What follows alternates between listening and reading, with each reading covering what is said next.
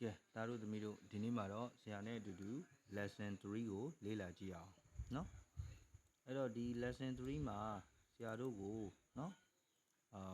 ပေးထားတာဒီ my dream ဆိုတဲ့ခေါင်းစဉ်ဖြစ်ပါတယ်အဲ့တော့ dream ရဲ့အဓိပ္ပာယ်က DREAM ကိုဆရာတို့ dream လို့ဖတ်တယ် dream ရဲ့အဓိပ္ပာယ်ကဘာလဲဆိုတော့စိတ်ကူးစိတ်တန်းအိမ်မက်အဲ့ဒီလိုအဓိပ္ပာယ်ရတယ်အဲ့တော့ငါရဲ့စိတ်ကူးငါရဲ့မျောလင်းချက်ဒီလိုလဲပြောလို့ရတာပေါ့ DREAM dream ကစိတ်ကူးဖြစ်တယ်အဲ့တော့ဒါတို့သမီးတို့ကကြီးလာရင်ဘာတွေဖြစ်နေလဲတချို့တွေကဆရာဝန်တွေဖြစ်ချင်ကြတယ်တချို့တွေကစည်ရင်းကိုင်တွေဖြစ်ချင်ကြတယ်တချို့တွေကတော့ဘုန်းကြီးဝတ်ချင်ကြတယ်အဲ့လိုစိတ်ဆန္ဒလေးတွေကိုဆရာတို့က dream လို့သုံးတယ်အင်္ဂလိပ်လိုအဲ့တော့ my dream ဆိုတော့ငါရဲ့စိတ်ကူးပေါ့ဒါဆိုရင်ဆရာတို့ဒီနေရာမှာရေးကြည့်ကြည့်အောင် my dream ဆိုတာငါရဲ့စိတ်ကူးเนาะအဲ့တော့နောက်တစ်ခုက your dream ပေါ့เนาะ your dream ဆိုရင်သင်ရဲ့စိတ်ကူးဟုတ်ပြီเนาะအဲ့တော့ဆရာတို့เนาะ his dream ဆိုရင်သူဤစိတ်ကူး her dream ဆိုရင်သူမရဲ့စိတ်ကူးเนาะ their dream ဆိုရင်သူတို့ရဲ့စိတ်ကူး our dream ဆိုရင်ငါတို့ရဲ့စိတ်ကူးဒီလိုသုံးနိုင်တာပေါ့เนาะအဲ့တော့အဖေရဲ့စိတ်ကူးစိတ်ဓာတ်နေလည်းရှိမှာအမေရဲ့စိတ်ကူးစိတ်ဓာတ်နေလည်းရှိမှာအဖေကိုသားတို့သိတယ် my father's အဲ့တော့အဖေဤစိတ်ကူးစိတ်ဓာတ်ဆိုရင် my father's dream လို့ရေးရမယ်အဲ့တော့ဒီနေရာမှာဆရာတို့ apostrophe ပါတယ်အဲ့တော့เนาะသူကတော့ e ပေါ့ဥမာငါဆရာဤစိတ်ကူး my teacher's dream အဲ့တော့ဆရာရေးလိုက်တဲ့ဆရာကမြားထိုးပြထားလိုက်တဲ့เนาะသင်္ကေတလေးကို apostrophe လို့ခေါ်တယ်အဲ့တော့ဒါတို့အခုလေ့လာမယ့်သင်ခန်းစာကဒါပဲအဲ့တော့ပထမဆုံး listen နားထောင်အောင်မယ် and ပြီးတော့ say ပြောဆိုရမယ်เนาะအဲ့တော့ဆရာဒီနေရာမှာစပြီးတော့တွေးတဲ့စကားလုံးဒီ artist ဖြစ်ပါတယ် artist ရဲ့အဓိပ္ပာယ်ကပန်းချီဆရာလို့လွယ်လွယ်ပြောလို့ရတယ်အဲ့တော့ artist တစ်လုံးနဲ့ဆိုရင်တော့ဆရာတို့ကပန်းချီဆရာပေါ့ ARTIST artist အဲ့တော့မြန်မာလိုပန်းချီဆရာတူလို့ရေးချင်တာเนาะပန်းချီဆရာတူလို့ရေးချင်ရင် an artist လို့ရေးရတယ်ဘာကြောင့်လဲဆိုတော့ပြီးခဲ့တဲ့သင်ခန်းစာမှာဆရာရှင်းပြခဲ့ပြီးပြီအသံထွက်တဲ့စကားလုံးတွေကိုတစ်ခုတစ်ကောင်တစ်ယောက်လို့ရေးချင်တယ်ဆိုရင် an ကိုသုံးတယ်ဒါကြောင့် an artist เนาะအဲ့တော့ပန်းချီဆရာများလို့ရေးချင်တာပန်းချီဆရာများဆိုရင်တော့ ARTIST အဲ့ဒီနောက်မှာဆရာတို့ကအများကိန်းပြုချင်တယ်ဆိုရင် S ထည့်ရတယ်အဲ့တော့မူရင်းစာလုံးပေါင်းကိုရဲ့နောက်ဆုံးမှာ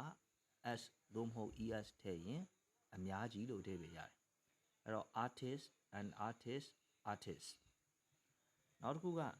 engineer ဖြစ်တယ်เนาะ engineer ကိုလွယ်လွယ်ပြောရရင်အဆောက်အဦတွေကိုဒီဇိုင်းဆွဲပြီးတော့စောက်ပေးတဲ့လူတွေပေါ့အဲ့တော့သူတို့ကို ENGINEER engineer เนาะ ENGINEER engineer လို့ဖတ်တယ်အဲ့တော့ engineer တူဆိုရင် ENGINEER engineer လို့ဆရာတို့အတန်ထွက်တယ် engineer များဆိုရင် ENGINEERS engineers အဲ့လိုအတန်ထွက်တယ်အဲ့တော့ဒီ S ကလေးကိုဒါတို့သတိထားရမယ်เนาะတခုတစ်ကောင်တယောက်လို့ပြောချင်တယ်ဆိုရင် E ထည့်ရမှာလား N ထည့်ရမှာလားလဲသတိထားရမယ်အများကြီးလို့ပြောချင်ရင်စာလုံးပေါင်းရဲ့နောက်မှာ S ထည့်ပေးရမယ် ENGINEER engineer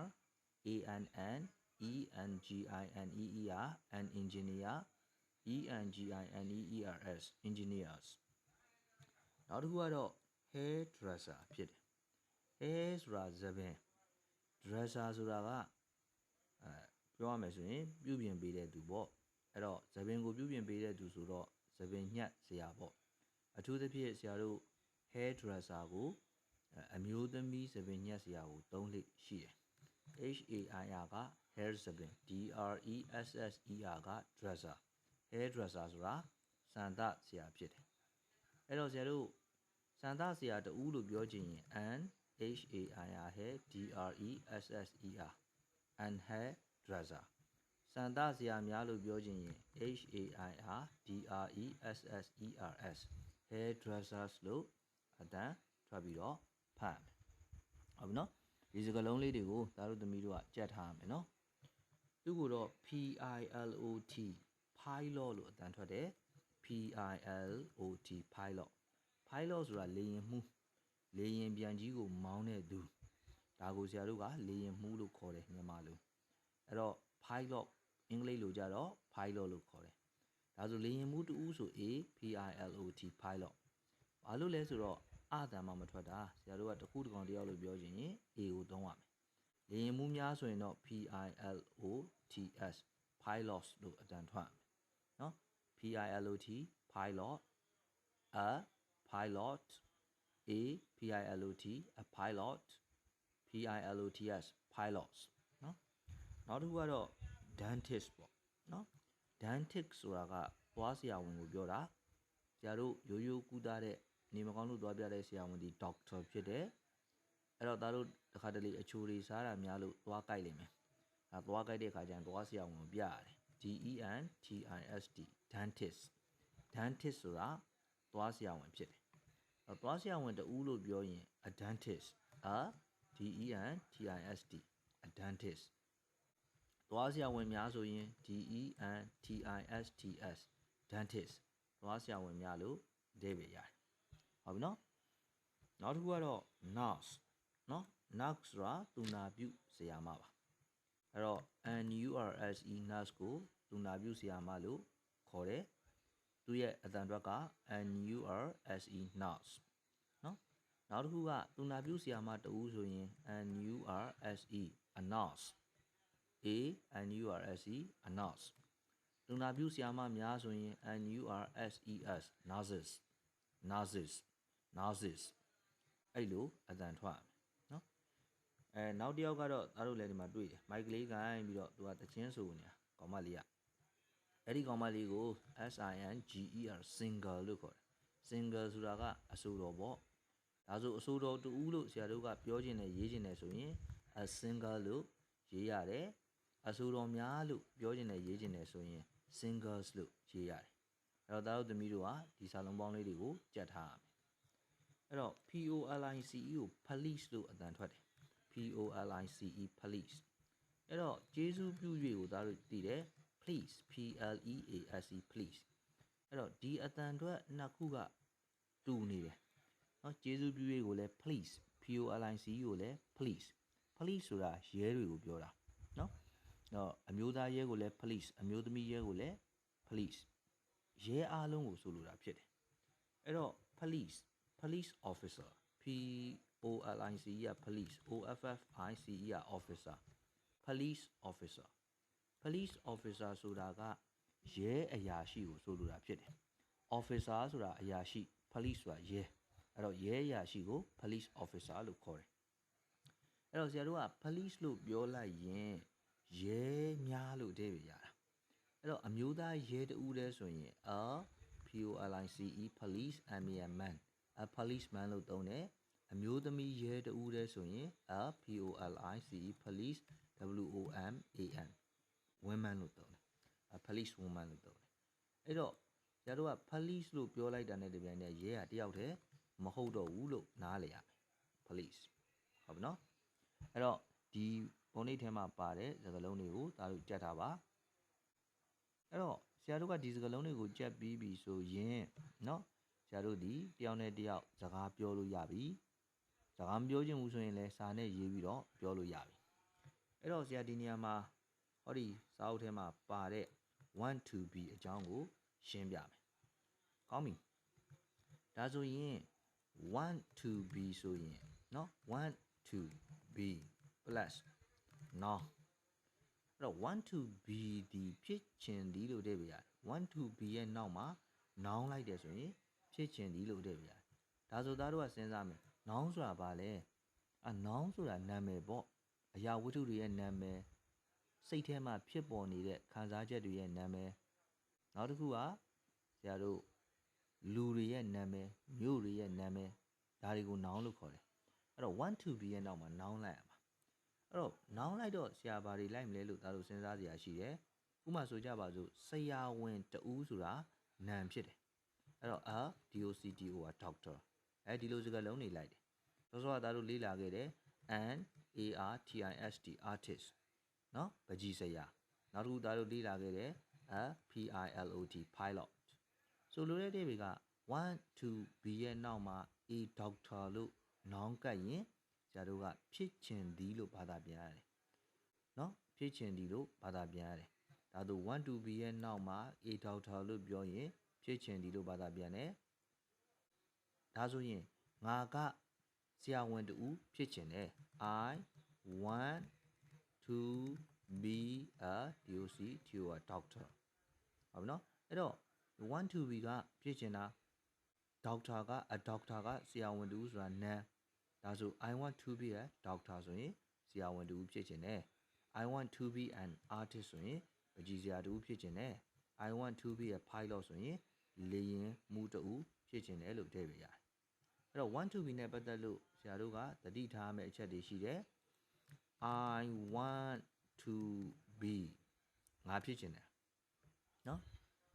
အဲ့တော့ဆရာတို့သင်ကဖြစ်ချင်တယ်ဆိုရင် you want to be လို့ရေးရမယ်နော်ငါတို့ကဖြစ်ချင်တယ်ဆိုရင် we want to be လို့ရေးရမယ်သူတို့ကဖြစ်ချင်တယ်ဆိုရင် they want to be လို့ရေးရမယ်ဟုတ်ပြီနော်အဲ့တော့ဆရာတို့ဒီမှာနှစ်ပိုင်းခွဲကြည့်ရအောင်နော် I ဆိုရင် want I ဆိုရင် want you ဆိုရင် want we ဆိုရင် want they ဆိုရင် want နော် he she it ကြတော့အဲ့လိုမဟုတ်တော့ he wants to be ဘာလေးပို့လာလဲဆိုတော့ s လေးပို့လာတယ်ဘာကြောင့် s ပို့ရလဲဆိုတော့ subject ဒီ he ဖြစ်နေလို့နော်ဒီမှာဆရာတို့ကြည့်ရအောင် she wants to be နော်ဘာလေးပို့လာလဲဆိုတော့ s လေးပို့လာတယ်ဘာကြောင့်ပို့လာတာလဲဆိုတော့ subject ဒီ she ဖြစ်နေလို့နော်အဲ့ဒီလိုပဲဆရာတို့ it wants to be ဘာလေးပို့လာလဲဆိုတော့ s လေးပို့လာတယ်ဘာကြောင့်လဲဆိုတော့ subject ဒီ it ဖြစ်နေလို့အဲ့တော့သားတို့သမီးတို့က want ကိုရေးမယ်ပြောမယ်ဆိုရင်သတိထားရတယ် I we you they စတဲ့စကားလုံးတွေက subject ဖြစ်ခဲ့မယ်ဆိုရင် wants မှာ want မှာ s ထည့်ကြမလို့ဘူး he she it ဆိုတဲ့အနည်းကိန်းတွေ subject ကအနည်းကိန်းတွေဖြစ်ခဲ့ရင်ဆရာကမြားထိုးပြထားတဲ့အတိုင်း wants မှာ s ထည့်ရမယ်ဒါဆိုရင်ဆရာတို့စဉ်းစားစရာတစ်ခုရှိတယ်ဥမာကျွန်တော်အဖေပေါ့ my father want အဖေကဖြစ်ချင်တာ my father want အဲ့တော့ဒီနေရာမှာဆရာတို့ပြန်စဉ်းစားရင် my father ဒီတယောက်တည်းဖြစ်ပါတယ်တယောက်တည်းဖြစ်တဲ့အတွက် subject ကအနည်းဒါကြောင့်မလို့ wants မှာ s ထည့် my father wants to be a doctor ပေါ့အဖေကဆရာဝန်ဖြစ်ရှင်တယ်လို့အဓိပ္ပာယ်ရတယ်ဟုတ်ပြီနော်အဲ့တော့ဒါဒီအမှန်တိုင်းရေးတာဖြစ်တယ်ဒါဆိုရင်ဆရာတို့ဒီနေရာမှာလေ့ကျင့်ကြည့်ရအောင်ဟုတ်လားဥမာသားတို့သမီးတို့ကပကြီးဆရာတူဖြစ်ချင်တာဒါဆိုရင်ဆရာတို့ကဘယ်လိုရေးမလဲ I want to be an artist လို့ရေးနိုင်တယ်နော်အဲ့တော့သားတို့သမီးတို့ကဖြစ်ချင်တာမဟုတ်ဘူးနော်သူမကနော်ဟိုမှာကိုယ့်ရဲ့တငယ်ချင်း main ကလေးကဖြစ်ချင်တာကိုယ့်ရဲ့တငယ်ချင်း main ကလေးဆိုတော့ subject က she ဖြစ်ရမယ် one မှာ s ထည့်ရမယ် to be an artist ပေါ့ဟုတ်ပြီနော်အဲ့တော့ဆရာတို့ဒီလိုပြောဆိုခြင်းရင်အခုလိုမျိုးပြောနိုင်တယ်နော်အဲ့တော့မေကုံးဝါကြနော်မေကုံးအငင်းဝါကြအောင်ဆရာတို့ကြည့်အောင်တကယ်လို့မဖြစ်ချင်ဘူးလို့ပြောချင်တယ်ဆိုရင်ငါကမဖြစ်ချင်ဘူးလို့ပြောချင်တယ်ဆိုရင် I do not want to be ကိုသုံးရတယ် I do not want to be a doctor ပေါ့ငါကဆရာဝန်မဖြစ်ချင်ဘူးဒီလိုပြောတာနောက်တစ်ခုသင်ကဆရာဝန်မဖြစ်ချင်ဘူးဆို you do not want to be a doctor လို့သုံးရတယ်ဒါကသင်ကဆရာဝန်မဖြစ်ချင်တာဟုတ်နော်အဲ့တော့သူတို့ကဆရာဝန်မဖြစ်ချင်ဘူးဆိုရင် they do not want to be a doctor လို့သုံးပါတယ်နော်အဲ့တော့ငါတို့ကဆရာဝန်မဖြစ်ချင်ဘူးဆိုရင်ဆရာတို့က we do not want to be a doctor လို့သုံးပါတယ်ဟုတ်ပြီနော်အဲ့တော့သားတို့သမီးတို့သတိထားမှာက I ဆိုရင် do not you ဆိုရင် do not they ဆိုရင် do not we ဆိုရင် do not ဒါတွေကိုရေးလားသတိထားရမယ်နော်တကယ်လို့သင်ကလားသူကဆရာဝန်မဖြစ်ချင်ဘူး he နော် does not want to be a doctor လို့သုံးပါတယ်ဟုတ်နော်ပြီးရင်ဆရာတို့သူမကမဖြစ်ချင်ဘူးဆိုရင် she does not want to be a doctor လို့သုံးပါတယ်ဟုတ်ပြီနော်ဒါကမဖြစ်ချင်ဘူးဆိုရင် it does not want not to be a doctor လို့သုံးရတယ်နော်အဲ့တော့ငါအကူကမဖြစ်ချင်ဘူးဆိုရင် my brother does not want to be a doctor လို့သုံးရတယ်အဲ့တော့ဆရာတို့ဒီနေရာမှာကြည့်ရအောင် he ဆိုရင် does not ဖြစ်ရမယ် she ဆိုရင် does not ဖြစ်ရမယ် it ဆိုရင် does not ဖြစ်ရမယ် my brother ဒီတယောက်တည်းဖြစ်တယ်ဒါကြောင့်မလို့ဆရာတို့က does not ဖြစ်ရမယ်ဟုတ်ပြီနော်အဲ့လိုပဲအင်္ဂလိပ်ဝါကျမှာငါကဖြစ်ချင်တယ်ငါကမဖြစ်ချင်ဘူးငါကဖြစ်ချင်တယ်ဆိုတာကအမှန်ဝါကျပေါ့နော်ငါကမဖြစ်ချင်ဘူးဆိုတာကအမှားဝါကျပေါ့ဖြစ်ချင်သလားလို့မေးတဲ့မေးခွန်းတွေလည်းရှိတယ်ဒါဆိုရင်ဒီမှာကြည့်ဒီတငယ်ချင်းလေးကပြောတယ် I want to be an artist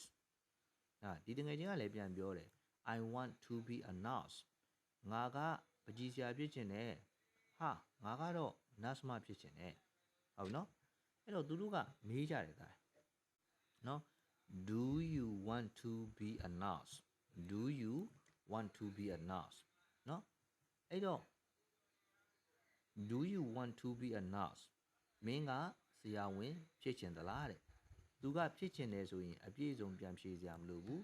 yes I do ငါဖြစ်ချင်ပါတယ်လို့ဖြေလို့ရတယ်ဟုတ်မနော်အဲ့တော့ဆရာတို့မေးခွန်းဝါကြတွေကိုအခုလေ့ကျင့်ကြည့်အောင်နော်အဲ့တော့ဆရာကဒီမှာရေးပြမယ်ဟုတ်လားငါကဆရာဝန်သင်ကဆရာဝန်ဖြစ်ချင်သလားလို့မေးတာနော်အဲ့တော့ဆရာတို့သင်ကဆရာဝန်ဖြစ်ချင်သလားလို့အင်္ဂလိပ်လိုမေးချင်ရင်အရင်ဆုံးစိတ်ထဲမှာသင်ကဆရာဝန်ဖြစ်ချင်သည်လို့စဉ်းစားလိုက်ဟုတ်ပြီနော်သင်ကဆရာဝန်ဖြစ်ချင်သည်လို့စဉ်းစားလိုက် you want to be a doctor အဲ့လိုစဉ်းစားပြီးတော့မှ subject ကိုကြည့်အဲ့ဒီ subject က you ဖြစ်နေရင်ဆရာတို့ကရှေ့က do ထည့်ရတယ်ကျန်တာကကူးရေး do you want to be a doctor အဲ့လိုရေးရတယ်နောက်ဆုံးမှာ question mark ထည့်ရတယ်အဲ့တော့ဆရာတို့ဒီ subject ကိုစစ်ဆေးပြီးတော့ရေးရမှာဖြစ်တယ်ဟုတ်ပြီနော်အဲ့တော့ငါကဆရာဝန်ဖြစ်ချင်သလားကိုပြန်မေးတာနော်အဖေတို့အမေတို့အကိုတွေကပြောမင်းကဆရာဝန်ဖြစ်တဲ့နေကွာဟာငါဆရာဝန်ဖြစ်ချင်တာလားအဲ့တော့ငါကဆရာဝန်ဖြစ်ချင်သလားလို့မေးခွန်းမေးချင်ရင်ငါကဆရာဝန်ဖြစ်ချင်တယ်ဆိုတော့ဝါကြောက်ကိုအရင်ဆုံးစဉ်းစားရတယ် I want to be a doctor နော်အဲ့တော့မှကိုကမေးခွန်းလုပ်ချင်တော့ဒါကိုကြည့် subject က I ဖြစ်နေတယ် I ဖြစ်နေတဲ့အတွက်ဆရာတို့ do ကိုသုံးရမယ် do နော် do I want to be a doctor ဟုတ်ပြီလားဒီမှာမေးခွန်းလေးဖြစ်သွားနော်အဲ့တော့ဆရာတို့က do ကိုနော်ဝါကြရဲ့ရှေ့ဆုံးမှာဘယ်အချိန်မှာထားလဲဆိုတော့ subject ဒီ I ရယ် we ရယ် you ရယ်နော် they ရယ်ဖြစ်နေတဲ့အခါကျရင် do I want to be a doctor ငါကဆရာဝန်ဖြစ်ချင်သလား do we want to be doctors ငါတို့ကဆရာဝန်တွေဖြစ်ချင်သလား do you want to be a doctor မင်းကဆရာဝန်ဖြစ်ချင်သလား do they want to be doctors သူတို့ကဆရာဝန်တွေဖြစ်ချင်သလားတကယ်လို့သူမကဆရာဝန်ဖြစ်ချင်သလားလို့ကိုကသူများကိုမေးချင်တာဒါဆိုရင်အရင်ဆုံးအမှန်ဝတ်ကြောက်ရေး she wants to be a doctor ပြီးတော့မှ subject ကိုကြည့် subject က she ဖြစ်နေတယ်ဒါကြောင့်မို့လို့ရှေ့မှာ does ထည့်ရမယ် does she want to be a doctor အဲ့ဒီလိုမျိုးမေးခွန်းမေးနိုင်တယ်အဲ့တော့ဆရာတို့ကဒီနေရာမှာကြည့်မယ်ဆိုရင် want မှာ s ထည့်ကြမလို့ဘူးရှေ့မှာ does ဖြစ်သွားတယ်เนาะအဲ့ does ထဲမှာ s ပါသွားတယ်လို့မှတ်ထားလို့ရတယ်เนาะဒါဆိုရင် he ပေါ့သင်ကသူကဆရာဝန်ဖြစ်ချင်သလားဆိုရင် he want to be a doctor ကိုအရင်ဆုံးစဉ်းစားပြီးတော့တဲ့အခါကျတော့မှဆရာတို့က subject ကိုကြည့် subject က he ဖြစ်နေတော့ does he want to be a doctor လို့သုံးပေါ့ဟုတ်ပြီလားအဲ့တော့ subject ကဆရာပြောပြမယ် he ရယ် she ရယ် it ရယ်ဖြစ်နေတယ်ဆိုရင်ဆရာတို့က does ကိုသုံးရတယ်မေးခွန်းမေးတဲ့အခါမှာအဲ့တော့ဒီမှာပြဿနာတစ်ခုရှိသွားပြီဥပမာအဖေကဆရာဝန်ဖြစ်ချင်သလားလို့ကိုအဖေကိုမေးချင်တာဒါဆိုရင်အဖေကဆရာဝန်ဖြစ်ချင်သည်ဆိုတဲ့ဝါကြကိုဆရာတို့အရင်ဆုံးရေးရမယ် my father wants to be a doctor ဟုတ်နော်အဲ့တော့ဆရာတို့အဖေဒီတယောက်တည်းဖြစ်တယ်တယောက်တည်းဖြစ်တဲ့အတွက်ကြောင့်မို့လို့မေးခွန်းမေးချင်ရင်ရှေ့က does ကိုသုံးရတယ် does my father want to be a doctor ဟုတ်ပြီနော်အဲ့မှာ question mark လေးထည့်ရအဲ့တော့ဆရာတို့နော်အဲ့ဒီလိုမျိုး question mark တွေထည့်ရင်ဒါမေးခွန်းဝါကြဖြစ်တယ်ပေါ့နော်အဲ့တော့ဆရာတို့က do တွေ does တွေနဲ့မေးတဲ့အခါကျတော့ဖြစ်ချင်တယ်ဆိုရင် I do ဒါပဲဆရာကမေးပြမယ် do you want to be a doctor ဒါဖြစ်ချင်တယ်ဆိုရင် I do သမီးကမဖြစ်ချင်ဘူးဆိုရင် I don't နော် don't အဲ့လိုဆရာတို့ဖြေလို့ရတယ်အဲ့တော့ဆရာတို့ကဒီနေရာမှာအတန်တွက်ကိစ္စနည်းနည်းပြောမယ်နော် W နော်ဆရာတို့အခုလေ့လာခဲ့တဲ့1 2 B အဲ့တော့ဟောဒီ1နဲ့2နဲ့ကိုအင်္ဂလိပ်တွေက wanna လို့သုံးတယ်အမေရိကန်တွေက wanna လို့သုံးတယ် WANNA wanna အဲ့တော့1 to B ကိုပြောချင်ရင် wanna လို့ပြောရမယ်ဟာနော် I want to be a doctor လို့ဆိုကြပါစို့ဒါဆိုရင်ဆရာအခုပြောပြမယ်ရေးတဲ့အခါမှာသာ I want to be a doctor လို့ရေးတာကိုပါဇက်ကပြောတဲ့အခါကျရင် I wanna be a doctor အဲ့ဒီလိုမျိုးသုံးရမှာဖြစ်တယ်ဒါဆိုရင်အင်္ဂလိပ်စကားကရေးတာနဲ့ပြောတာနဲ့ကအတန်တွက်တွေကွာတယ်1 to ကို wanna လို့ပြောရမယ်အဲ့တော့ I wanna be a doctor ဟုတ်ပြီနော်အဲ့တော့ဆရာတို့ကdo you want to be a doctor နော်အဲ့လိုမျိုးမေးခွန်းမေးတယ်ဒါဆိုရင်ဆရာတို့က do နဲ့ you နဲ့ကိုဘယ်လိုအတန်ထွက်တယ်လဲဆိုတော့ the you လို့အတန်ထွက်ရတယ် the you နော်ဟောဒီက want to ကိုကြတော့ဘယ်လိုအတန်ထွက်တယ်လဲဆိုတော့ wanna လို့အတန်ထွက်တယ် WANNA wanna နော်နောက်ကကြတော့မှ BR DOCTOR doctor ဒါဆိုဆရာသူ့ကိုရေးတဲ့အခါမှာသာ do you want to be a doctor လို့ရေးတာတကယ်ပြောတဲ့အခါကျတော့ do you wanna be a doctor အဲ့ဒီလိုမျိုးပြောနိုင်တယ်ဒါဆိုဆရာကိုသားတို့ကမေး do you wanna be a doctor no I don't ဆရာမဖြစ်ချင်ဘူးလေမဖြစ်ချင်လို့အခုကျောင်းဆရာဖြစ်နေတာပေါ့ကောင်းပြီဒါကတော့ဆရာတို့နော်လေးလာမယ်အပိုင်းဖြစ်တယ်ဒါဆိုဆရာနဲ့အတူတူကွက်လက်ဖောက်လေးတွေကိုဖြည့်ကြည့်မယ် I want to be a dentist ဒါနံပါတ်1ပေါ့အဲ့တော့နံပါတ်2မေခွန်းကိုဆရာတို့ဖြည့်မယ်နံပါတ်2မေခွန်းကသူကရဲအရာရှိဖြစ်တယ်ဒါကြောင့်မလို့ဆရာတို့ရဲအရာရှိအကြောင်းဒီမှာပြောမယ် I want နော် to be a police officer အဲ့လိုပြောလို့ရတယ်နော်အဲ့ဆိုသူမကဘာဖြစ်ချင်တာလဲဆိုတော့ nurse မဖြစ်ချင်တာဒါဆိုရင်သူမက nurse မဖြစ်ချင်တယ်ဆိုတော့ she wants to be a nurse ဟုတ်နော်သူကဒီမှာလုံခြုံရေးကာကွယ်ရေးအုပ်ထုပ်ကြီးလဲစောင်းထားတယ်နော်အဲ့ဒါသူကဒီမှာဖြစ်တယ်အဲ့တော့သူမက engineer ဖြစ်ချင်တာပေါ့ she wants to be an engineerအဲ့တော့သတိထားမှာက subject ကဟောဒီမှာ she ဖြစ်နေပါတယ်ဒါကြောင့်ဆရာဒီ wants မှာ s ထည့်ပါတယ်เนาะ engineer ဒီဆရာတို့အာတန်နဲ့စားတဲ့စကားလုံးဖြစ်တယ်ဒါကြောင့် and ထည့်ထားပါတယ်ဟုတ်ပြီเนาะအဲ့တော့နံပါတ်1ကလေယာဉ်မှု do you want to be a pilot yes I do do you wanna be an artist no I don't I wanna be an engineer ဟုတ်เนาะဒါဆိုသားတို့ကဒီမှာမေးခွန်းလေးတွေမေးလို့ရတယ်သပင်ညှက်တဲ့လူကိုဆရာတို့ hairdresser လို့ခေါ်တယ်အဲ့တော့ဆရာမေးလိုက်မယ် do you want to be a